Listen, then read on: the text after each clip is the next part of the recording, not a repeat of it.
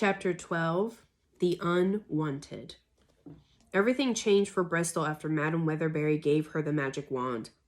By the end of her second week at the academy, Bristol wasn't only catching up to Emeralda and Xanthus, her abilities were surpassing Tangerina's and Skylene's. She was completing all of Madame Weatherbury's magical assignments with much more ease and efficiency than her classmates. In fact, Madame Weatherbury started asking Bristol to give demonstrations for the others instead of asking the apprentices. Although Bristol did everything she could to keep the peace with Tangerina and Skylene, her rapid progress earned their resentment. "It's not fair," Skylene whispered to Tangerina. "Why does Bristol get a wand?" "Apparently she has a disorder," her friend whispered back. Skylene grunted.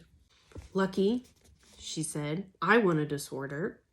Despite their occasional remarks and dirty looks, Bristol was too excited to let the girl's jealousy dampen her spirits. Now that she was in touch with her magic, she became infatuated with it and used magic for everything she possibly could. Bristol waved her wand to open doors and drawers, to put on her shoes and clothes, and at night before bed, she would dance about her room and make her books magically twirl around her. At meals, Bristol even used magic to feed herself, levitating food directly into her mouth. However, she quickly stopped this practice as it seemed to annoy everyone at the dining table. "Okay, now you're just showing off," Emeralda said. Once the students had all mastered their early improvement and rehabilitation exercises, Madame Weatherbury moved on to the next subject in her curriculum. She led her students to a tower in the castle that was completely empty except for dust and cobwebs. Perhaps the most miraculous part of magic is the ability to create something from nothing, Madame Weatherbury said. "So for your first manifestation lesson, I want you to fill this room with pieces of furniture. Keep in mind that manifestation is similar to improvement, except there are no existing materials to work with.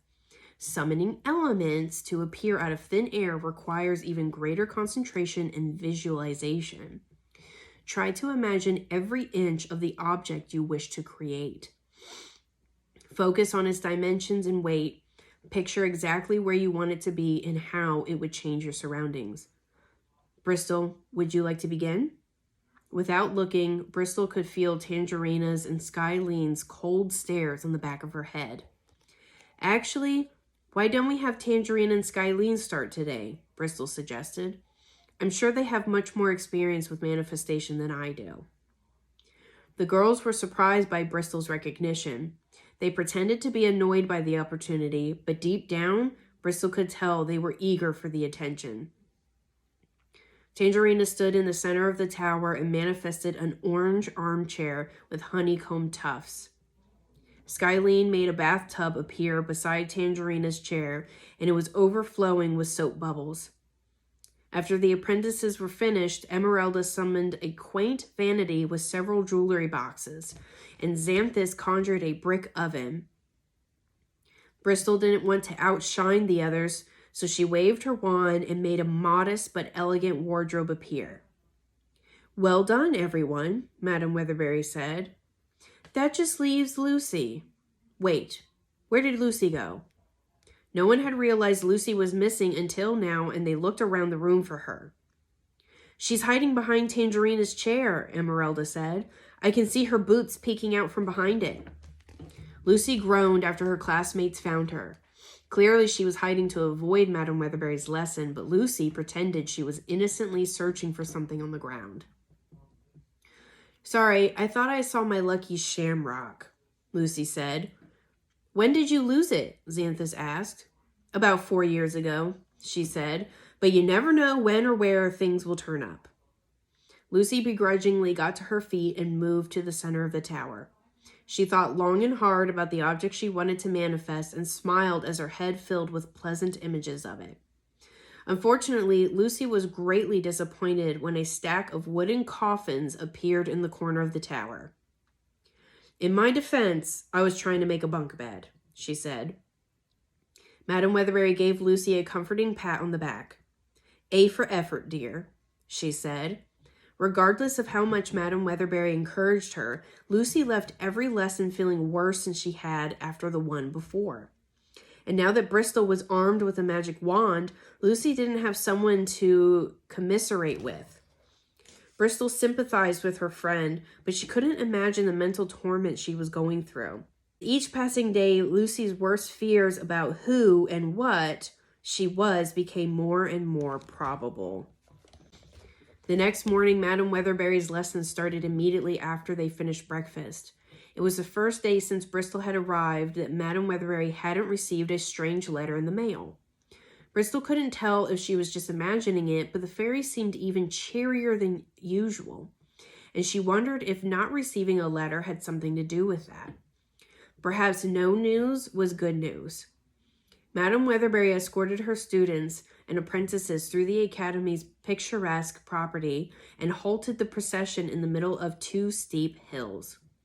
Mrs. V was joining their lesson that day, and the students were curious about why the housekeeper was there. Now that you've been introduced to improvement, rehabilitation, and manifestation, today's lesson will focus on the fourth and final category of magic, imagination. Madam Weatherbury announced. Always remember, a fairy's limitations are only defined by the limits of their imagination. Over the course of your careers, you'll encounter problems and obstacles without obvious solutions. It'll be up to you and you alone to create remedies for those particular predicaments. Mrs. V has kindly volunteered to help us with today's exercise. I have absolutely no idea what I've signed up for and am genuinely terrified. Ha ha ha, Mrs. V said. The housekeeper climbed to the top of the first hill and anxiously waited for the activities to begin. For this morning's assignment, each of you will use your imagination to magically transport Mrs. V from one hill to the other. Madam Weatherbury instructed, try to make your method as original as possible. Use what you learned in our improvement, rehabilitation, and manifestation exercises to bring your imagination to life. Lucy, we'll start with you. Ah, jeez, Lucy said in despair. Mrs. V, I'm really sorry for however this turns out. The musician's daughter cracked her knuckles and focused all her energy on the housekeeper. Suddenly, a massive sinkhole appeared underneath Mrs. V and swallowed her whole. A few tense moments later, another sinkhole appeared on the second hill and spat the housekeeper out like a piece of rotten fruit. Oh, thank God, Lucy said with a deep sigh of relief. To be honest, I wasn't sure we'd ever see her again. Mrs. V was anything but relieved. She got to her feet and wiped the dirt off of her clothes with shaky hands. Madam Weatherbury, the housekeeper asked, could we please add a clause about safety to your instructions so today's lesson doesn't kill me? Of course we can, Madam Weatherbury obliged. Children, I don't think this will be a problem for the rest of you, but try transporting Mrs. V without the use of natural disasters. Bristol, you're up next. To Mrs. V's delight, Bristol's approach was much gentler than Lucy's. She waved her wand and a giant bubble appeared around the housekeeper. The bubble floated through the air and calmly carried Mrs. V to the opposite hill. Well, that was just lovely, Mrs. V said. Thank you, Bristol. One by one, the students and apprentices stepped forward and applied their own solutions to the task. Tangerina sent hundreds of bumblebees buzzing toward Mrs. V, and the insects raised her into the air and plopped her down on the other hill. Skylene summoned water from a nearby stream, and it transported Mrs. V like a moving water slide. Esmeralda moved her hand through the air like she was slowly waving goodbye, and a bridge made of golden topaz appeared between the hills. Wonderful work, ladies, Madam Weatherbury said. Xanthus, that just leaves you. Everyone turned to the boy, but he wasn't paying any attention to the lesson. Xanthus was staring into the distance with a disturbed expression, as if he had seen a ghost. Madam Weatherbury, who are they? He asked. Xanthus pointed and the others looked in the direction he faced. At the edge of the property, just inside the hedge barrier, were 4 people in matching black cloaks. The mysterious figure stood perfectly still and watched the fairy and her students in complete silence. The visitors instantly made everyone uncomfortable. No one had noticed them arrive, so no one knew how long they had been standing there. However, none of the children was more unsettled by the unexpected guests than their teacher was. Madam Weatherbury, do you know those people? Emeralda asked. The fairy nodded, and a complicated mix of anger and fear surfaced on her face. Unfortunately, I do, she said. I'm sorry, children, but we need to postpone the rest of today's lesson. Once their presence was known, the cloaked figures crept toward Madam Weatherbury and her students. Their bodies were completely covered except for their faces, and although they were shaped like women, the closer they got, the less human they appeared. The first woman had round yellow eyes and a pointed nose like a beak. The second woman's eyes were red with thin pupils like a reptile's, and a forked tongue slipped in and out of her mouth. The third woman had oily skin, enormous lips, and bulging black eyes like a fish. The fourth woman had green eyes like a cat. Her face was covered in whiskers, and a sharp underbite poked out of her mouth. Hello, Celeste, the woman with the forked tongue hissed. There was so much tension between Madam Weatherbury and the cloaked women, the students could have sworn the air became thicker. Children, this is Crowbeth Clawdale, Nutalia Vipes, Squidell Inkerson, and Felinia Scratchworth, the fairy announced. They're old acquaintances of mine. Lucy crossed her arms and gave the visitors a distrusting glare. I'm guessing those are chosen names, she said. Felina jerked her head in Lucy's direction. You wouldn't believe some of the choices we've made, she growled. The whiskered woman gave the children a creepy grin, exposing her piercing teeth. The students and apprentices took a fearful step backward and hid behind their teacher. All right, that's enough, Madam Weatherbury ordered. Obviously, you've made the journey to speak with me, but I will not do it in front of my students. We will continue this conversation in the privacy of my office or not at all. The women didn't object to Madam Weatherbury's demand. The fairy turned her heel and escorted her unwelcome guests toward the castle. Bristol and her classmates had so many questions about the visitors, but as they looked to one another for answers, everyone was equally confused. Even Tangerina and Skylene were puzzled about what was happening. Mrs. V? Tangerina asked. Who are those women? Mrs. V watched the visitors move across the property with disgust. Those aren't women, she said. Those are witches. The students and apprentices collectively gasped. Witches? Skylene asked in shock. But how do you know?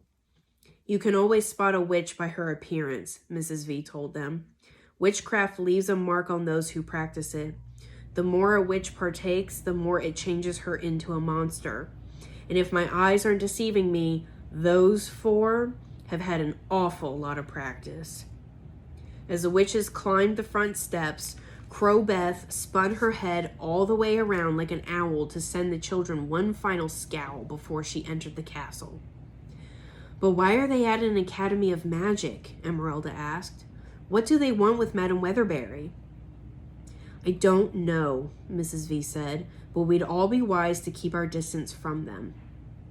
The housekeeper's advice was reasonable, but keeping a distance was the last thing Bristol wanted. The witches only added to the ongoing mystery of Madam Weatherbury, and Bristol craved answers more desperately than ever before. As soon as she remembered the hole in her bookshelf, Bristol took off running as fast as her feet could carry her. She just hoped she could reach her bedroom before missing a single word of the fairy's conversation with the witches. Bristol, Where are you going? Lucy called after her.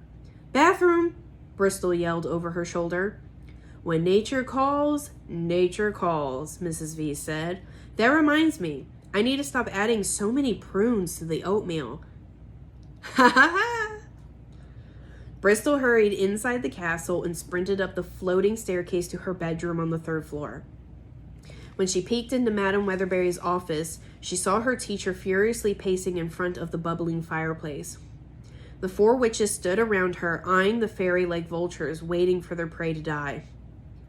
How dare you come here unannounced, Madame Weatherbury said. You have no right to barge into my academy like this.